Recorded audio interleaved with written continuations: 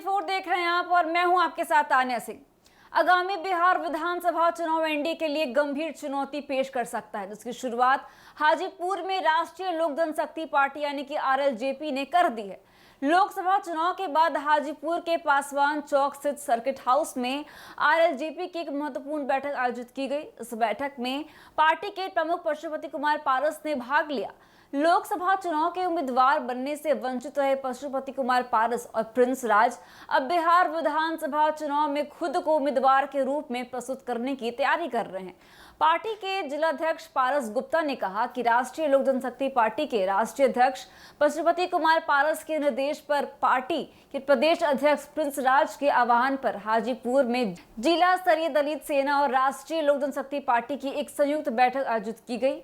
यह बैठक हाजीपुर के पासवान चौक से सर्किट हाउस में आयोजित की गई और इससे पहली बार इस तरह के संयुक्त आयोजन के रूप में देखा गया।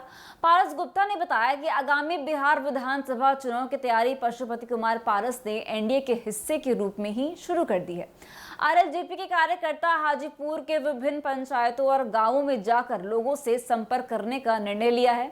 इस निर्णय से यह स्पष्ट होता है कि एनडीए में रहते हुए पशुपति कुमार पारस अपनी रणनीति के तहत भीतरघात कर सकते हैं और बिहार की सभी 243 विधानसभा सीटों पर अपने उम्मीदवार उतार सकते हैं। इससे आरजेडी को सीधे लाभ होने की संभावना दिख रही है। इस पूरे परिदृश्य से यह भी संकेत मिलता है कि आरएलजेपी की आंतरिक राजनीति और चुनावी रणनीतियों का असर एनडीए की ताकतवर स्थिति पर पड़ सकता है।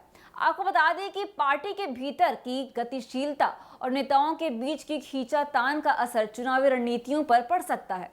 एनडीए के लिए स्थिति चिंताजनक हो सकती है, क्योंकि चुनावी मैदान में कई पार्टी के कार्यकर्ता और नेता अपनी अपनी राजनीति की दिशा तय करने में जुटे हुए हैं। बताते चले कि सर्किट हाउस में हुई बैठक ने यह साफ कर दिया है कि आरएलजेपी आगामी विधानसभा चुनाव में पूरी तरह से सक्रिय रहेगा और हर संभव प्रयास करेगा कि वह सभी 243 सीटों पर अपने उम्मीदवार खड़े कर सके।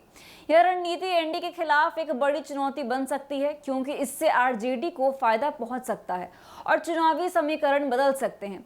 इसके अलावा हाजीपुर में किए जा रहे संपर्क और संवाद के माध्यम से पार्टी स्थानीय स्तर पर अपनी स्थिति मजबूत करने की कोशिश कर रही है।